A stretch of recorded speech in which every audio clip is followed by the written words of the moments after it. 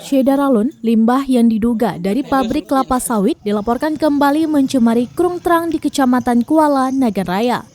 Pencemaran itu diungkap Tim Asosialisasi Peduli Lingkungan atau APEL pada Sabtu 4 Juni 2022 pagi dan melaporkan ke Dinas Lingkungan Hidup atau DLH Nagan Raya.